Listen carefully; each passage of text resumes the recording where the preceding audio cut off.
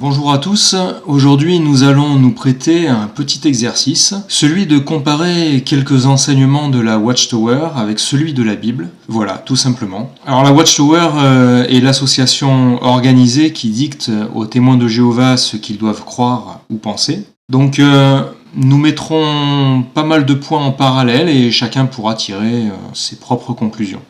Bien que je donne toujours des références précises, dans tous les cas, je vous encourage à faire vous-même vos recherches. C'est très important et c'est un réflexe excellent que de tout vérifier. Voilà, sans plus tarder, eh bien commençons. Dans sa tour de garde du 15 janvier 2008, à la page 26, paragraphe 6, la Watchtower dit « Les chrétiens qui ont l'espérance terrestre marchent derrière la classe de l'esclave oint et son collège central. Ils suivent leur direction. » Alors Matthieu chapitre 16 verset 24 dit ceci « Alors Jésus dit à ses disciples « Si quelqu'un veut venir à ma suite, qu'il se renie lui-même et prenne son poteau de supplice et me suive continuellement. » Alors ici, le terme collège central désigne le groupe d'hommes que vous voyez sur l'image qui dirige cette association organisée nommée Watchtower. Alors d'après la Bible, nous comprenons que chaque chrétien doit suivre Christ. Ce verset ne dit pas de suivre un collège central ni une organisation humaine. En effet, le guide de chaque chrétien est Christ uniquement. Dans sa tour de garde du 15 mai 1981 à la page 19, la Watchtower dit « Avons-nous besoin d'aide pour comprendre la Bible ?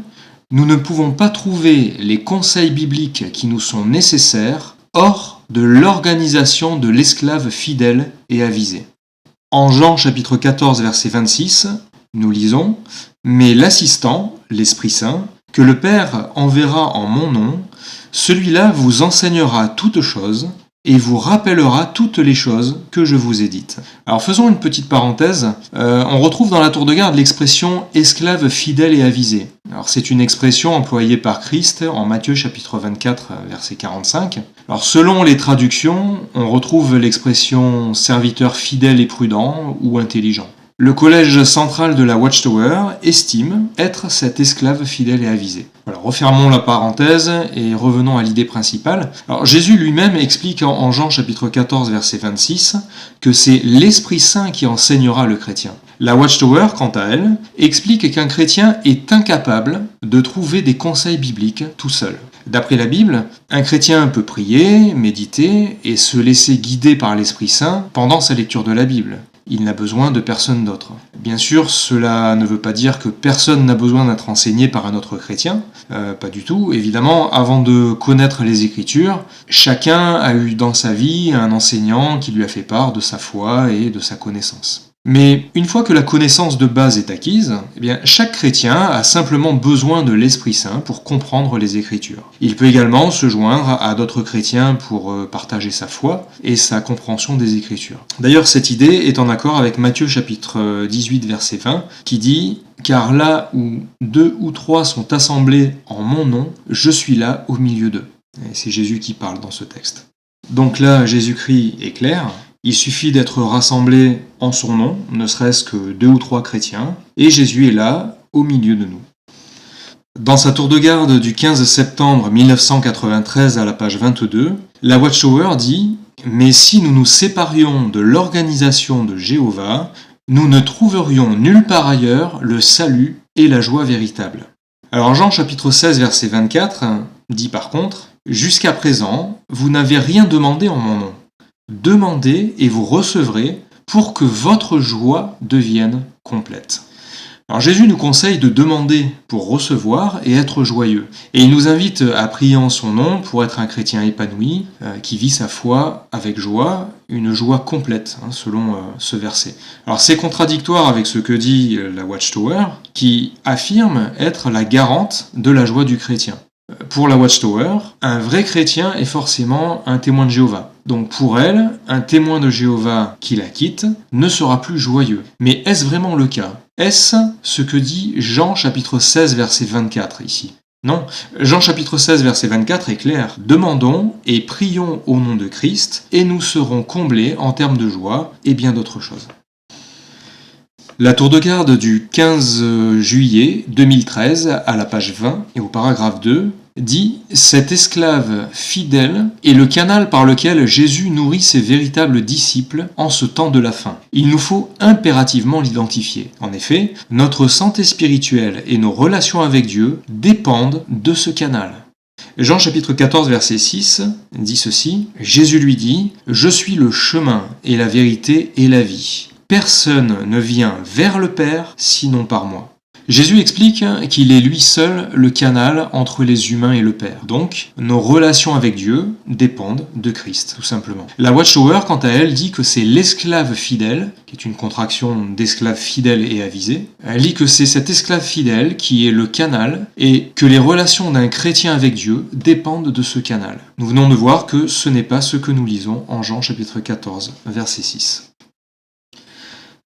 La Watchtower dit, dans sa tour de garde du 1er octobre 1973 à la page 593, paragraphe 4, « Considérez également que sur toute la terre, seule l'organisation de Jéhovah est dirigée par son Esprit Saint ou force active. » Alors nous avons Luc chapitre 11 verset 13 par exemple qui dit « Si donc vous, bien que vous soyez méchants, vous savez donner des dons qui sont bons à vos enfants, combien plus le Père au ciel donnera-t-il de l'Esprit Saint à ceux qui le lui demandent ?» Jésus dit bien que le Père donne de l'Esprit Saint à ceux qui le lui demandent. Autrement dit, tout disciple du Christ demandant de l'Esprit Saint est susceptible d'en obtenir de la part de Dieu. La Watchtower, quant à elle, prétend être la seule à en recevoir et être dirigée par lui. En fait, elle enlève le droit à tous les témoins de Jéhovah d'obtenir de l'Esprit Saint. Car lorsqu'elle dit « seule l'organisation de Jéhovah est dirigée par son Esprit Saint », elle sous-entend « seul le collège central de la Watchtower est dirigé par l'Esprit Saint de Jéhovah » et non ses adeptes témoins de Jéhovah. Dans sa tour de garde du 15 janvier 2008, à la page 26, paragraphe 8, la Watchtower dit « Les chrétiens du groupe des autres brebis, les compagnons de la congrégation des chrétiens oints, manifestent leur foi de diverses manières. Premièrement, ils soutiennent les oints dans la proclamation de la bonne nouvelle du royaume de Dieu. » Alors nous avons 2 Corinthiens chapitre 13 verset 5 qui dit « Mettez-vous sans cesse à l'épreuve pour voir si vous êtes dans la foi. Éprouvez sans cesse ce que vous êtes vous-même. Ou bien ne reconnaissez-vous pas que Jésus-Christ est en union avec vous ? À moins que vous ne soyez désapprouvé. » Alors c'est très intéressant cette réflexion. Le passage de la Bible montre bien que pour savoir si on a la foi, il faut s'analyser soi-même et ressentir que nous sommes en union avec Christ. Si c'est le cas, notre foi sera manifeste. La foi est donc quelque chose qui s'auto-évalue, et bien sûr, Christ peut lui aussi mesurer la force de notre foi. Par contre, aucun humain ne peut mesurer notre propre foi. Alors nos œuvres ou notre attitude visible n'est pas une preuve que nous avons la foi ou une foi forte. Cela ne pourrait être par exemple qu'une façade. La Watchtower dit quant à elle qu'une façon de manifester la foi est de soutenir les oints. Alors pour la parenthèse, selon la Watchtower, les oints sont une catégorie de personnes choisies par Dieu, au nombre de 144 000, la quasi-totalité d'entre eux ayant achevé leur vie terrestre. Les membres du collège central de la Watchtower estiment être tous des oints. Alors maintenant, réfléchissons un instant. S'il suffisait de soutenir une catégorie de soi-disant chrétiens pour prouver notre foi, à quoi servirait cet encouragement de l'apôtre Paul qui demande à chaque chrétien de se mettre à l'épreuve pour évaluer sa foi ? Eh bien, pas grand-chose au final. Il suffirait juste de soutenir sans réfléchir les oints, comme le souligne la tour de garde.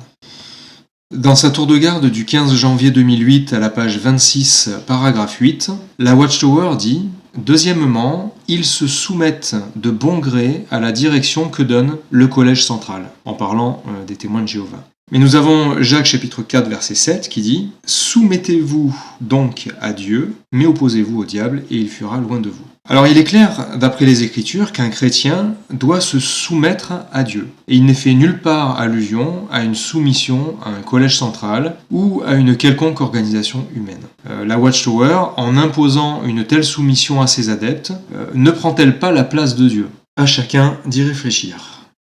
Dans son livre « Sécurité universelle sous le règne du prince de paix », au chapitre 1 et au paragraphe 16, la Watchtower dit ceci. « Jésus-Christ, le grand Moïse, ne fait pas fonction de médiateur entre Jéhovah et l'humanité tout entière. Il est médiateur entre Jéhovah, son Père céleste, et la nation de l'Israël spirituel, dont les membres se limitent à 144 000. Par contre, nous avons 1 Timothée chapitre 2 verset 5 qui dit « Car il y a un seul Dieu et un seul médiateur entre Dieu et les hommes, un homme, Jésus-Christ. » Là, le passage de 1 Timothée chapitre 2 verset 5 est on ne peut plus clair. Christ est le médiateur entre Dieu et les hommes. Il ne dit pas que Christ est le médiateur entre Dieu et une catégorie d'hommes, non, mais entre Dieu et les hommes, c'est-à-dire tous les humains sans distinction. Eh bien, la Watchtower se permet d'avancer que Christ est le médiateur entre Dieu et 144 000 chrétiens qu'elle appelle l'Israël spirituel.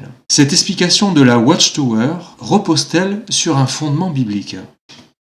Dans sa tour de garde du 1er mars 1982 à la page 21, paragraphe 18, la Watchtower dit « Si le témoignage comporte actuellement une invitation à trouver refuge dans l'organisation de Jéhovah, le temps viendra sans doute où le ton se durcira et où le message deviendra un grand cri de guerre. » Nous avons un Thessalonicien par contre au chapitre 5 verset 9 qui dit « Parce que Dieu nous a désignés non pas pour la colère, mais pour l'acquisition du salut grâce à notre Seigneur Jésus-Christ. » Donc selon la Bible, tout chrétien peut trouver refuge auprès de notre Seigneur Jésus-Christ et ainsi obtenir le salut. Il n'est pas fait mention, encore une fois, d'une organisation humaine. Dans sa tour de garde du 15 septembre 1993 à la page 22, la Watchtower dit « Mais si nous nous séparions de l'organisation de Jéhovah, nous ne trouverions nulle part ailleurs le salut et la joie véritable. » Mais nous avons Actes chapitre 4 verset 12 qui dit « En outre, il n'y a de salut en aucun autre, car il n'y a pas d'autre nom sous le ciel qui ait été donné parmi les hommes par lequel nous devons être sauvés. » Là, on parle de Christ. Donc, selon Actes chapitre 4 verset 12, lu dans son contexte, nous pouvons obtenir le salut grâce à Christ. Le raisonnement inverse, qui consiste à dire qu'en reniant Christ, nous ne pouvons obtenir le salut, est également logique. Mais la Watchtower, quant à elle, avance que nous pouvons obtenir le salut uniquement en restant dans son organisation. En réalité, à travers cet enseignement, eh bien, elle prend la place de Christ. Dans sa tour de garde du 15 février 2009, à la page 28, la Watchtower dit, ou du moins l'article répond à ces questions, « Pourquoi l'intendant fidèle mérite-t-il notre confiance ? Comment démontrons-nous que nous faisons confiance à l'esclave ?» En d'autres termes, l'esclave fidèle et avisé. Proverbe chapitre 3, versets 5 et 6 dit ceci, « Mets ta confiance en Dieu de tout ton cœur, et ne t'appuie pas sur ton intelligence. Dans toutes tes voies, tiens compte de lui, et lui, il rendra droit tes sentiers. » Selon Proverbe chapitre 3, verset 5, il n'y a qu'un seul être en qui nous devons mettre notre confiance, c'est Dieu. Aucun verset de la Bible n'indique qu'il faut faire confiance à un quelconque intendant fidèle ou esclave fidèle et avisé. Le collège central de la Watchtower prendrait-il une nouvelle fois la place de Dieu ? La tour de garde du 15 février 2009, page 24, au paragraphe 3, dit ceci. « Cet esclave mérite notre confiance pour quantité de raisons. » Alors nous avons Psaume chapitre 118, verset 8, qui nous dit pour la version crampon, « Mieux vaut chercher un refuge en Yahweh que se confier aux hommes. » Et la Bible Darby dit « Mieux vaut mettre sa confiance en l'Éternel que se confier en l'homme. » Voilà, on comprend bien l'idée de ce verset, quelle que soit la traduction. Donc cette tour de garde appuie encore une fois cette idée de faire confiance à ce que la Watchtower considère comme l'esclave fidèle et avisé. Le psaume chapitre 118 verset 8 complète bien Proverbe chapitre 3 verset 5 que nous avons vu précédemment en nous disant de mettre notre confiance en Yahweh, autrement dit Dieu, et à l'inverse nous conseille de ne pas mettre notre confiance en l'homme. Or, le collège central de la Watchtower, qui s'autoproclame esclave fidèle et avisé, est constitué d'hommes pécheurs, comme tout un chacun. Dans sa tour de garde du 15 février 2009, au paragraphe 12 et 17, la Watchtower dit « Comment pouvons-nous démontrer que nous faisons confiance à l'esclave fidèle et avisé ? Nous écoutons la classe de l'esclave en coopérant pleinement avec son collège central. » En Jérémie chapitre 17, verset 5, version Bible du Semeur, nous lisons « Voici ce que déclare l'Éternel, maudit soit l'homme qui met sa confiance en l'homme et qui fait des moyens humains la source de sa force, mais qui détourne son cœur de l'Éternel. Encore une fois, la Watchtower insiste, nous devons faire confiance à l'esclave fidèle et avisé et coopérer avec son collège central, sachant que le collège central et l'esclave fidèle et avisé sont dans le monde de la Watchtower la même entité. Jérémie chapitre 17 verset 5, quant à lui, confirme bien ce que disent Psaume 118, 8 et Proverbe 3, 5 que nous venons de voir, en nous faisant comprendre qu'il est vital de ne pas mettre sa confiance en l'homme.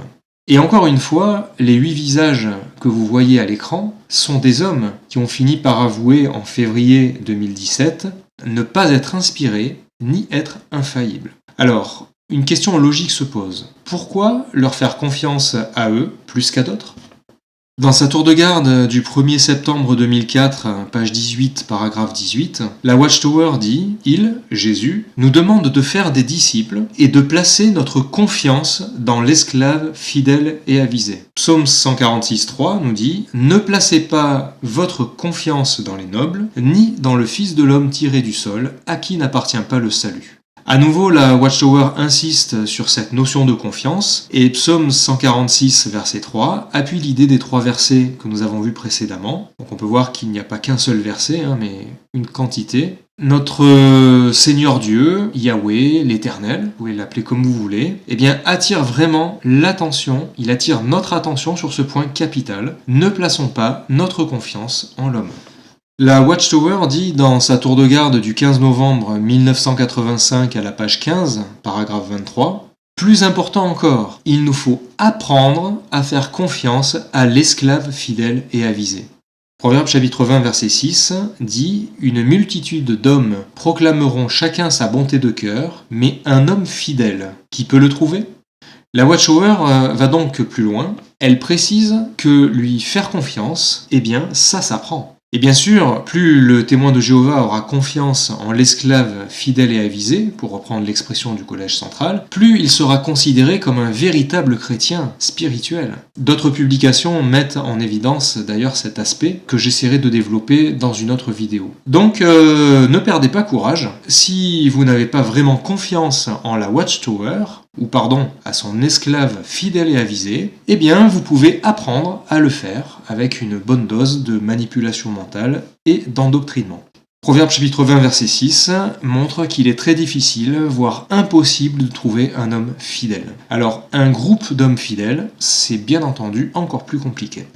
Dans sa tour de garde du 15 janvier 2008, page 26, paragraphe 6, la Watchtower dit « Les chrétiens qui ont l'espérance terrestre marchent derrière la classe de l'esclave oint et son collège central. Ils suivent leur direction. » Éphésiens chapitre 4 verset 14 dit « Afin que nous ne soyons plus des tout-petits, comme ballottés par les vagues et emportés çà et là par tout vent d'enseignement, au moyen de la fourberie des hommes, au moyen de la ruse dans l'invention de l'erreur. » Évidemment, puisque la Watchtower encourage ses adeptes à faire confiance en ses dirigeants, le collège central, il est important qu'ils suivent sa direction, en marchant derrière lui, sans réfléchir ni se poser de questions.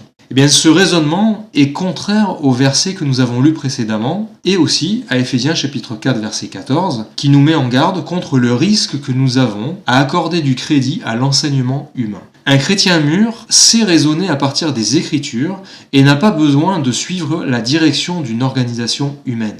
Évidemment, la Watchtower redéfinit ce qu'est un chrétien mûr, en prétendant que la maturité d'un chrétien dépend de sa promptitude à marcher derrière le collège central et à lui faire confiance. Le contraire aurait été étonnant.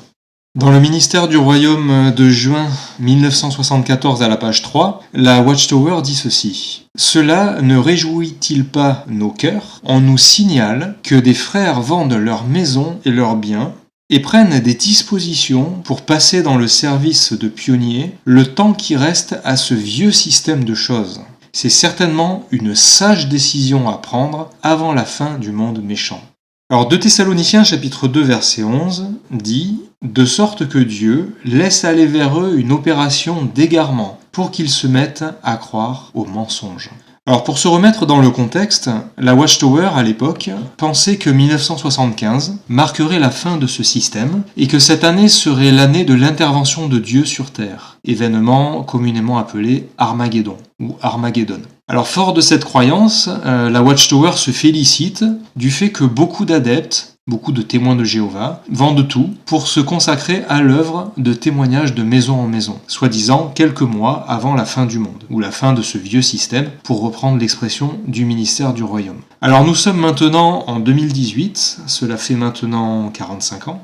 Que sont devenus ces adeptes exemplaires de l'époque? À quoi ont servi tous leurs sacrifices? Alors, s'ils avaient fait des sacrifices par pure conviction personnelle, parce qu'ils se sentaient investis d'une mission par Christ, sous l'action de l'Esprit Saint, pourquoi pas? Mais au lieu de ça, comme le dit 2 Thessaloniciens chapitre 2 verset 11, ils ont pris leur décision parce qu'ils se sont mis à croire aux mensonges, parce qu'ils ont été dupés, manipulés par des hommes qui n'ont qu'un seul objectif, faire fructifier leur entreprise.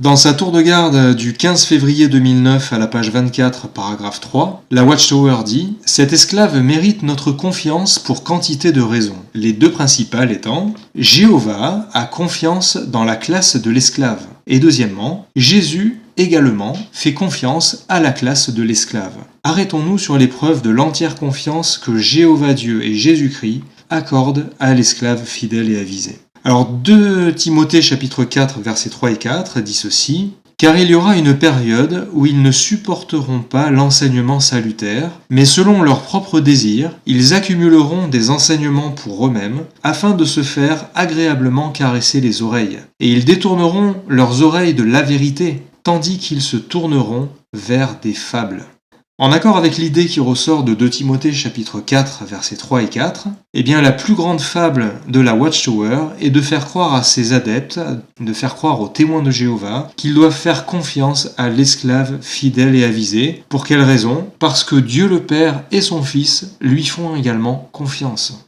Nous avons déjà vu que la Bible nous conseille de placer notre confiance en Dieu et non dans les hommes. C'est la seule façon d'éviter toute désillusion. Alors pour conclure, voici une petite synthèse des points que nous venons de voir. Et avant de vous quitter, je vous dis à bientôt.